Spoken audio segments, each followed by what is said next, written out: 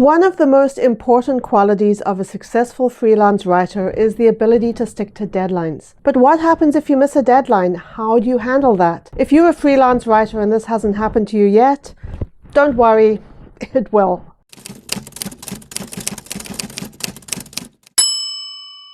Freelance writing is a deadline-driven job. Not all of the work is done directly for the final client.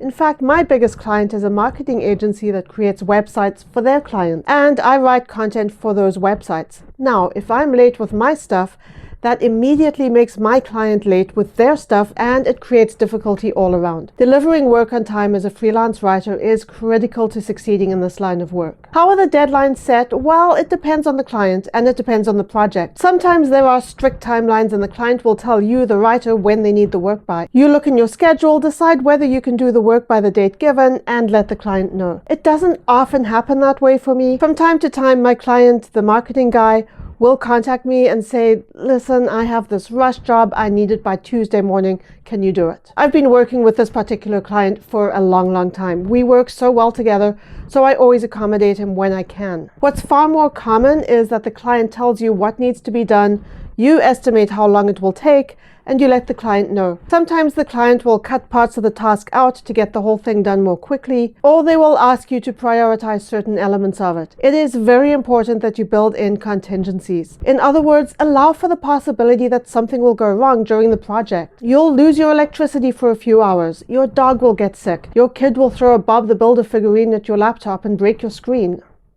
True story, that actually happened. Not to me, to one of my writer friends. So when you're estimating your work, you have to build in time for life to happen. 'Cause you had a bad day, you take it one down. The contingency I add depends on the project, but I generally go for somewhere between 20 and 30%. So if I think the work will take 3 weeks, I might give the client an estimate of 4 weeks. But there is no perfect system. Sometimes things happen that burn through your contingency and eat into whatever time you have left before your deadline. This happened to me recently. I was working on a project that already had a tight timeline.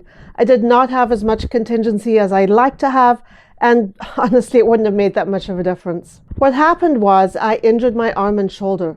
I'm not 100% sure how I did it, to be honest, but I was in epic pain. I did not have use of that arm at all. So I thought, I still have another arm, I'll just use that. But it turns out that one-handed typing creates a lot more motion on the other side than you might have thought. There was that, plus the fact that it was nearly impossible to find a position that would not be painful, and I was taking painkillers that were making me groggy, and the pain itself was just giving me brain fog. Those pills really worked, huh?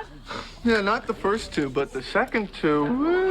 I wasn't able to work. I just couldn't do it, and this lasted for about a week. My contingency for the project was only about 3 days, so I knew I was going to be late. In situations like that, the only thing you can really do is be honest with the client. In the vast majority of cases, the client will be understanding. Yes, they have their own deadlines, but they're also human beings, and they know that sometimes things just happen that we cannot control.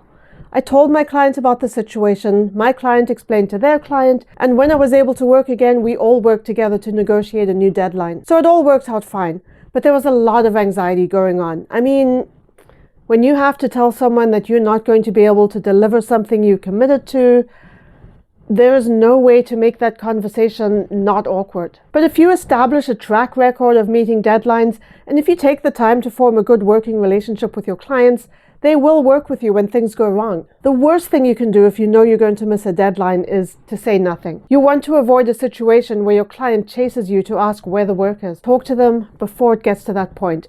Talk to them as soon as you know it's going to be a problem. Your clients are human beings. Stuff happens to them too. They get it. Thank you for watching. Subscribe for more writing content.